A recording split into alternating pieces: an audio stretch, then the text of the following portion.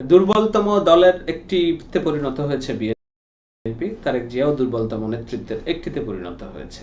লন্ডনে বসে গুটি কয়েক মানুষের মাঝখানে সমাবেশে বক্তব্য দিলেই আমার রাজনীতি হয়ে যাবে, বঙ্গবন্ধুকে অশ্রদ্ধা করে কথা বললেই যে খুব রাজনীতিতে সক্রিয় হওয়া যাবে, এটা ব্যক্তিগতভাবে আমি মনে করি না। বিএনপি পরিবারের সন্তান তারেক রহমান 2008 সালের সেপ্টেম্বরে সম্ভবত তিনি দেশ ত্যাগ করেন।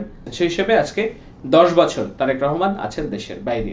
এই 10 বছরে তারেক রহমান কি করেছেন সেটা একটা বড় প্রশ্ন। 2014 সালের নির্বাচনের আগে তিনি ভিডিও মেসেজ দিয়ে সবাইকে নির্বাচন থেকে বিরত রাখার আহ্বান জানিয়েছিলেন।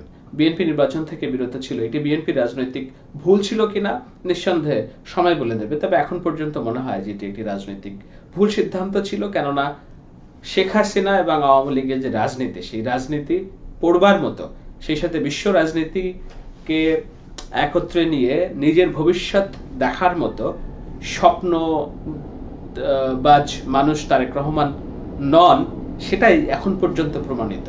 তারেক রহমান আদালতের কনভিক্টেড আসামি, তার বক্তব্য প্রচারে নিষেধাজ্ঞা আছে বাংলাদেশে। ঠিক আছে, বক্তব্য প্রচারে নিষেধাজ্ঞা আছে, আমার বক্তব্য প্রচারেও নিষেধাজ্ঞা আছে, অলিখিত।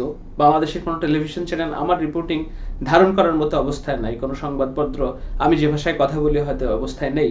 তাই বলে কি আমি থেমে আছি? এই যে আমি কথা বলছি আপনাদের সাথে, আমি ফেসবুকে কথা বলি, আমি খুবই ঝুঁকি নিয়ে বাংলাদেশের প্রধান বিচারপতি সাবেক এসকে সিনহার পক্ষে কথা বলেছি, তার ইন্টারভিউ প্রকাশ করেছি।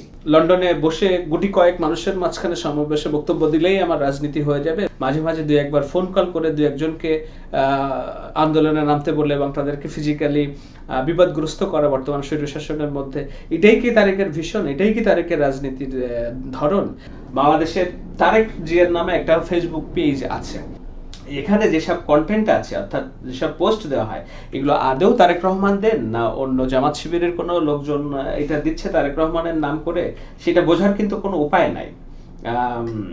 তারেকের যদি প্রতিপক্ষ দেওয়া হয় তাহলে বাংলাদেশের সজীব ওয়াজেদ জয়, তরুণ রাজনৈতিক নেতা আওয়ামী লীগের, এই ভেরিফাইড পেজ থেকে সজীব ওয়াজেদ জয় প্রতিনিয়তই তার বক্তব্য প্রচার করে যাচ্ছে। তারেক রহমান 10 বছর হলো লন্ডনে আছেন, একটা ফার্স্ট ওয়ার্ল্ড কান্ট্রিতে থাকেন, পশ্চিমা বিশ্বে থাকেন। এই 10 বছরে আমরা তার কোনো ইন্টারভিউ দেখি নাই কোথাও। এই 10 বছরে ফেসবুকে নিজের একটা বক্তব্য আমরা দেখিনি। মাঝে মাঝে ভিডিও বক্তব্য দিয়েছেন তিনি, শুধুমাত্র বাংলাদেশের মানুষকে কেন্দ্র করে। কিন্তু বর্তমান বিশ্বের রাজনীতিতে শুধু বাংলাদেশ কেন্দ্রিক নয়। তারেকের অবস্থান কি? তারেকের বিগত দিনের কার্যক্রম নিয়ে সংশয় আছে কূটনীতিকদের মনে, বহির্বিশ্বের মনে। এই ফেসবুক ব্যবহার করেও যদি আপনি আপনার বক্তব্য তরুণ প্রজন্মের সাথে সরাসরি ইন্টারাকশন, সরাসরি যোগাযোগ স্থাপন করার সামর্থ্য যদি না থাকে, বাংলাদেশকে আগামী দিনের নেতৃত্ব কিভাবে আপনি দেওয়ার স্বপ্ন দেখবেন, নিশ্চয়ই এটা আপনার কাছে ভালো ব্যাখ্যা আছে। বঙ্গবন্ধুকে অশ্রদ্ধা করে কথা বললেই যে খুব রাজনীতিতে সক্রিয় হওয়া যাবে, এটা ব্যক্তিগতভাবে আমি মনে করি না। দুর্বলতম দলের একটিতে পরিণত হয়েছে বিএনপি। তারেক জিয়াও দুর্বলতম নেতৃত্বের একটিতে পরিণত হয়েছে। ঢাকা শহরে মাসে গড়ে 20 জন করে খুন হচ্ছে, সেই শহরে জনাব তারেক রহমানকে যদি আমরা হারিয়ে ফেলি, হোয়ার ইজ বাংলাদেশ?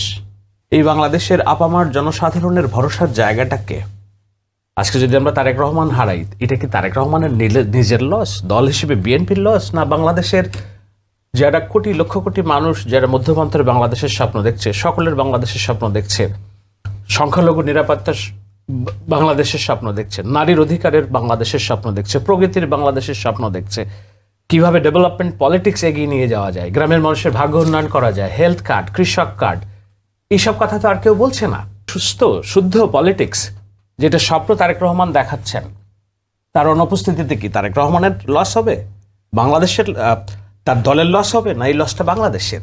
বাংলাদেশের জন্যই তারেক রহমানের জীবিত অক্ষত সুস্থ থাকা দরকার। বাংলাদেশের জন্যই তারেক রহমানকে আগামী অন্তত 5টা বছর রাষ্ট্র ক্ষমতা পরিচালনা করার দায়িত্ব দেওয়া দরকার। এটা তারেক রহমানের নিজের জন্য যতটা না, বাংলাদেশের জন্য দরকার।